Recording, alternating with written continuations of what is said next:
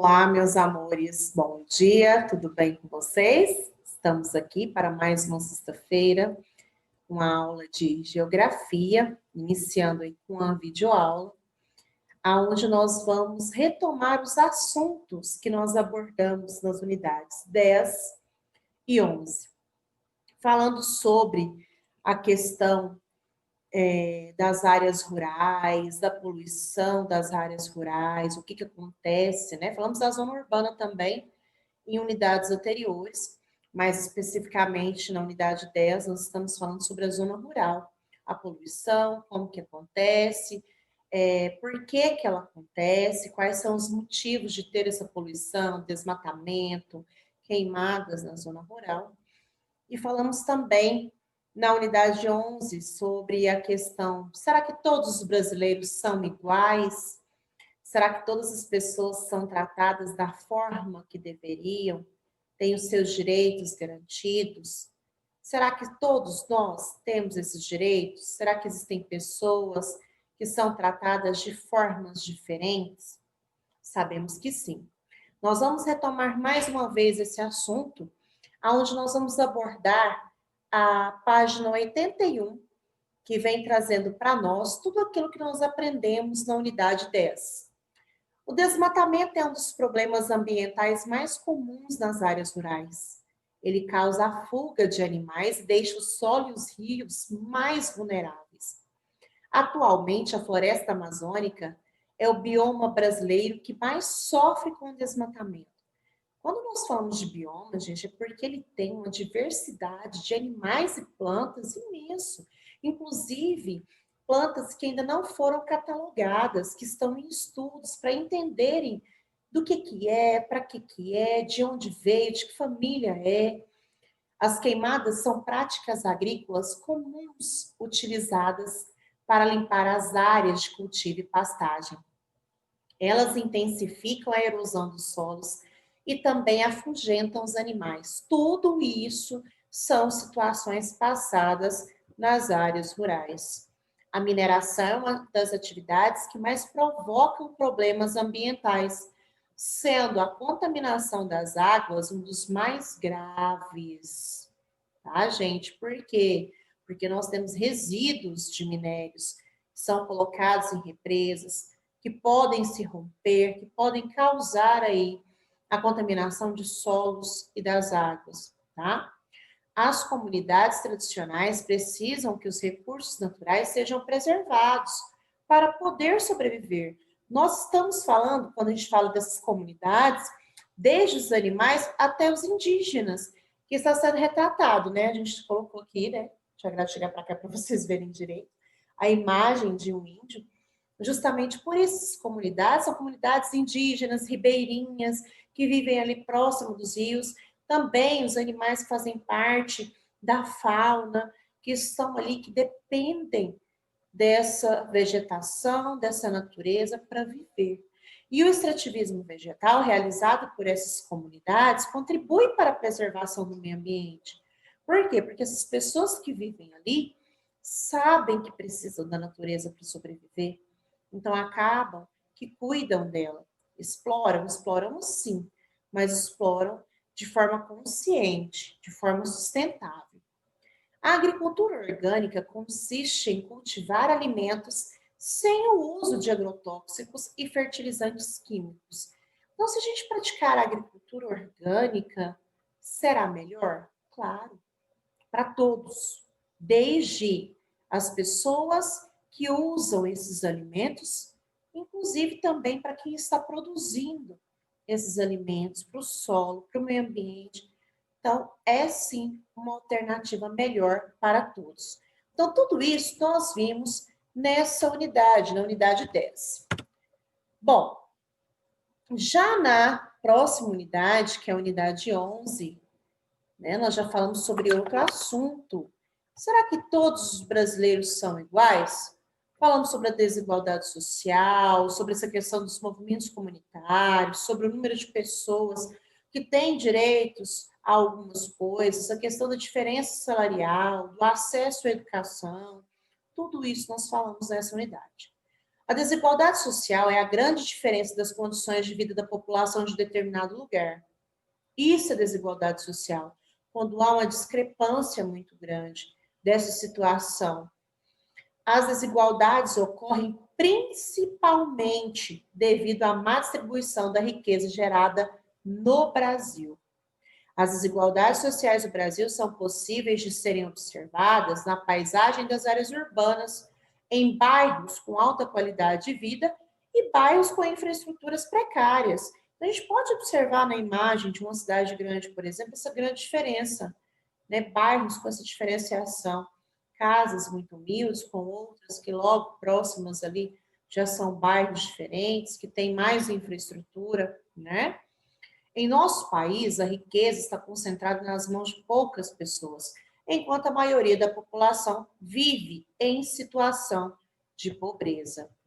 Os movimentos comunitários são de grande importância para os moradores dos bairros que precisam de melhorias para aumentar a qualidade de vida. O número de pessoas negras ou pardas sem estudo é muito maior do que o de pessoas brancas sem estudo.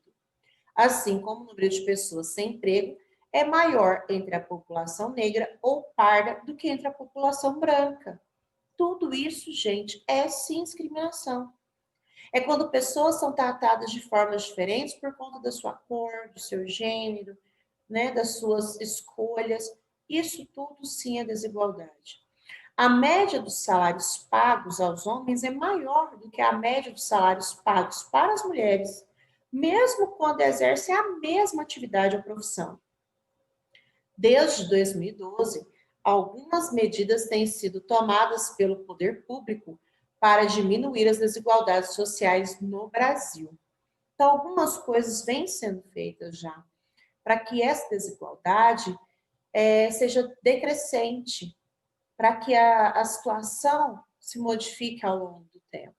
Mas nós sabemos que precisa ser feito ainda muito para que isso ocorra, não é mesmo?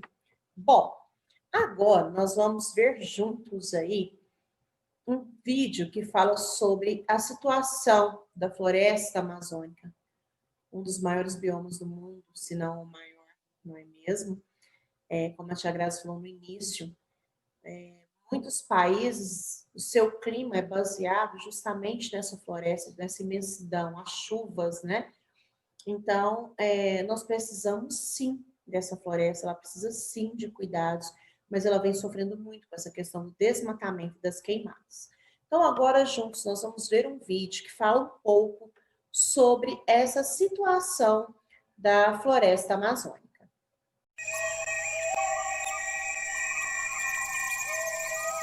Rios sinuosos serpenteiam através da mata nativa, formando uma das paisagens naturais mais belas do mundo. Esta é a Amazônia brasileira. A maior floresta tropical do planeta abrange 6,9 milhões de quilômetros quadrados da superfície terrestre, ocupando 4,2 milhões de quilômetros quadrados do Brasil. Cerca de 60% da floresta amazônica está em território nacional, ocupando quase metade da área do país. Ela é o nosso maior bioma e a mais rica reserva de biodiversidade do mundo. No Brasil, a Amazônia cobre totalmente 5 estados e parcialmente outros 4. Belém e Manaus, as duas grandes metrópoles da região, estão entre as 10 maiores capitais brasileiras. A riqueza amazônica compreende aproximadamente 10% das plantas do planeta. São pelo menos 11 mil espécies de árvores na floresta. Além disso, a Amazônia é o habitat de mais de 400 mamíferos, cerca de 1.300 aves e milhões de insetos. Os 25 mil quilômetros de águas navegáveis da região formam a maior bacia hidrográfica do mundo. Sob os cursos de seus rios, vivem aproximadamente 3 mil espécies de peixes. A Amazônia representa quase 42% da cobertura florestal do país. Ela estoca entre 80 e 120 bilhões de toneladas de carbono. Mas o melhor da Amazônia também está em sua gente. Músicas, danças e uma culinária que não se encontra em outro lugar fazem da diversidade cultural um dos traços mais marcantes da região. A Amazônia ainda possui uma grande variedade de produtos florestais, que permite a manutenção de diversas comunidades locais. Mais de 2 milhões delas dependem diretamente da floresta para sobreviver, em atividades como a agricultura familiar, a extração de castanha, do açaí e da construção de barcos. Só entre indígenas, são mais de 100 etnias que falam diferentes idiomas. Além de garantir a sobrevivência desses povos tradicionais, a Amazônia ajuda a irrigar e manter o vigor da agricultura, suprindo de água quase 200 milhões de brasileiros. Mas, infelizmente, não só de maravilhas e belezas vive a Amazônia. Grandes também são os números da destruição. A falta de governança e o caos fundiário abrem espaço para que o desmatamento siga em frente, beneficiando criminosos e políticos corruptos. Nas últimas décadas, o desmatamento saltou para 18% no bioma.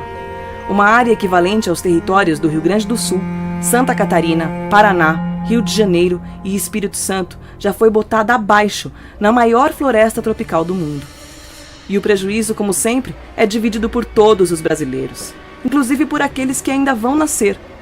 Uma das últimas grandes reservas de madeira tropical do planeta, a Amazônia enfrenta um acelerado ritmo de degradação para a extração do produto. E a maior parte dessa retirada é ilegal e predatória. Áreas protegidas estão sendo reduzidas e os direitos indígenas violados. A agropecuária é outro vetor de desmatamento que vem ocupando enormes extensões de terra, sob a desculpa de que a Amazônia é o celeiro do mundo. Gradativamente, produções de soja e gado aumentam a pressão sobre a floresta, tomando conta dos remanescentes nativos de forma predatória e expansiva. O Brasil tem atualmente a segunda maior área agrícola do mundo. São mais de 300 milhões de hectares desmatados, mas quase um terço é pasto de baixa produtividade. Com a falta de governança e de fiscalização, os grandes desmatadores conquistaram o espaço. Muito se perde com o desmatamento. Espécies de animais e plantas entram em extinção. Doenças espalham-se. Indígenas, quilombolas, ribeirinhos e assentados têm sua sobrevivência gravemente ameaçada. Com o avanço das lavouras e das pastagens, agrotóxicos contaminam rios, seus afluentes e o solo. A queimada da floresta amazônica agrava os níveis de emissões de gases que provocam o efeito estufa. Além disso, os ciclos de chuva em várias partes do mundo, que são regidos pela Amazônia, podem ficar comprometidos. A estratégia econômica escolhida para a região deixa de fora ainda 2 elementos essenciais na grandeza da Amazônia: sua população e seus ecossistemas naturais. Se esse modelo já não fazia sentido no passado, hoje faz menos ainda. Não é à toa que alguns estudos já apontaram a relação entre desmatamento e pobreza. Quanto maior a devastação, pior é a qualidade de vida das pessoas. O avanço descontrolado sobre as matas deixa um rastro de pobreza, conflitos e enormes áreas abandonadas e improdutivas. Mas ele pode e deve ser evitado. Diversos estudos apontam que o país não precisa cortar mais nenhuma árvore para aumentar a sua produção de alimentos. Com investimento e tecnologia, a produção poderia até dobrar, só utilizando as áreas já abertas. Debaixo das árvores, também há um mundo a ser explorado de forma responsável. As florestas brasileiras são uma fonte inesgotável para pesquisas, além de oferecer frutos, sementes e outras riquezas que podem ser usados de forma planejada. Isso geraria ainda mais benefícios para a economia e para o povo. Portanto, desmatar não faz sentido economicamente, ambientalmente e nem socialmente. Foi olhando para esse novo tempo que o Greenpeace lançou o movimento pelo desmatamento zero, em conjunto com outras organizações e movimentos sociais. Um dos intuitos é levar ao Congresso Nacional uma proposta de lei de iniciativa popular. Esse é um dos mecanismos da democracia direta, através do qual a sociedade pode submeter uma proposta de texto para votação pelos parlamentares. Mas para isso, precisamos do apoio de milhões de brasileiros e de organizações que querem ver o Brasil não só como uma potência econômica, mas também ambiental. E isso é perfeitamente possível. Foi dessa mesma forma, graças à mobilização de milhões de pessoas, que a Lei da Ficha Limpa foi aprovada em 2010. Ela foi a voz da população dizendo um basta à corrupção. Agora, com o desmatamento zero, a sociedade está dizendo não a um modelo de desenvolvimento que desrespeita seu povo e seu patrimônio florestal. E essa realidade já começou a ser construída. Grupos já estão espalhados por várias cidades do país, coletando assinaturas para o projeto de lei, debatendo e informando as pessoas sobre a necessidade de o Brasil abraçar um novo modelo de desenvolvimento. Desmatamento zero do Greenpeace. Juntos, somos mais fortes. O Desmatamento Zero colocará o Brasil em uma posição privilegiada no cenário global. O país tem condições de se destacar como a primeira potência econômica e ambiental do mundo, garantindo a prosperidade de seu povo sem recorrer à destruição do meio ambiente. Esse é o momento de dizer que é possível fazer o campo produzir mais sem avançar sobre as áreas florestadas. Ao zerar o desmatamento, o Brasil estará fazendo sua parte para diminuir o ritmo do aquecimento global, assegurar a biodiversidade e beneficiar as populações locais. Faça parte desse exercício de cidadania. Se boa parte dos nossos políticos trabalha em benefício do agronegócio, a população vai fazer coro em prol da preservação florestal. A responsabilidade de cuidar desse imenso patrimônio é de cada um de nós brasileiros. Nossas florestas são parte da identidade de nosso país e não vamos deixar que elas sejam destruídas.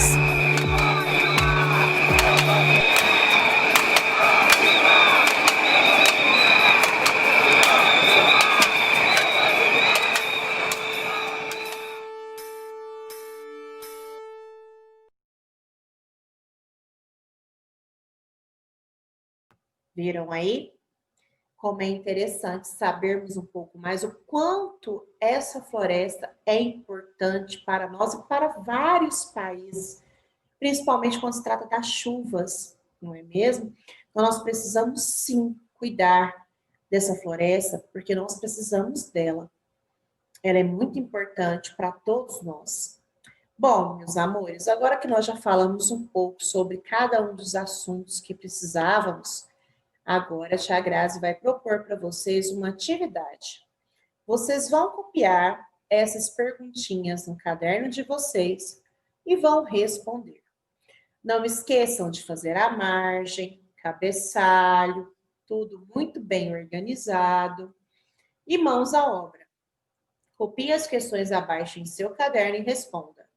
Os exercícios aí de fixação. Número 1.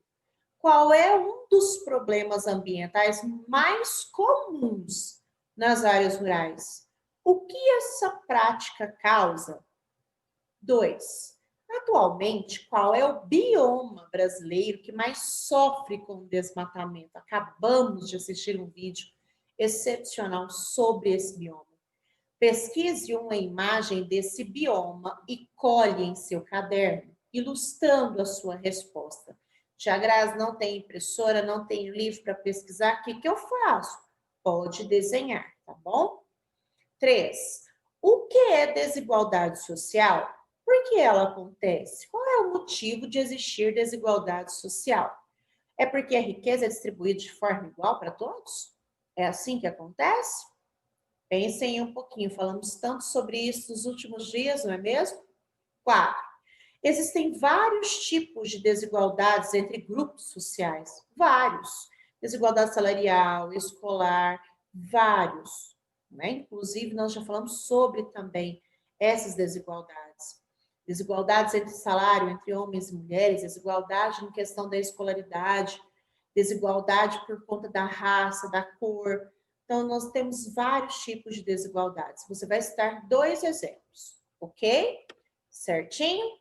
Bom, meus amores, então agora é com vocês. Caprichem no exercício, caprichem no caderno, na letra, tá bom? Um beijo para vocês e até a nossa próxima aula.